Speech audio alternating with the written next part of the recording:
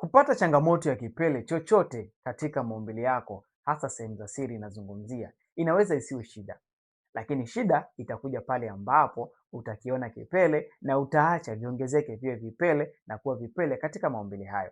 Inawezekana uliona kinyama kimoja tu, aidha katika uke wako ama katika uume, lakini sasa hivi umeshajiuliza ni kwa nini vinaanza kusambaa, vinashuka kwenye korodani, vinaingia katika njia ya haja kubwa? Ama umewahi kujiuliza kwa nini sasa hivi vinasambaa, vinatoka katika uke, vinaanza kupita katika njia ya haja kubwa?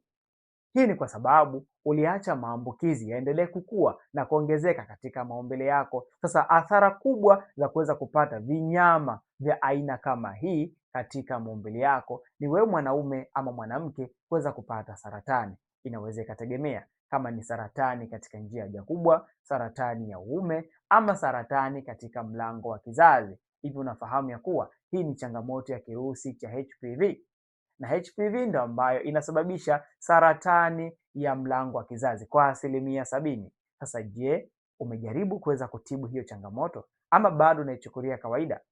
Hakikisha unatibu hilo tatizo kuanzia ndani kwenye chanzo cha tatizo. Usitumie tubu, hizo changamoto haziponi kwa tubu. Utatumia tubu, utazidi kuongeza tatizo, kwa sababu unapotumia tubu katika sehemu zako za siri, kuna uwezekano mkubwa sana ukatengeneza ngozi yako kuwa laini ama kuanza kuchanika, kutengeneza vidonda, kwa sababu una apply kemikali nyingi katika sehemu ambayo haihitaji kuweza kufanya hivyo. Iko package asilia itatibu kuanzia ndani kwenye chanzo cha tatizo.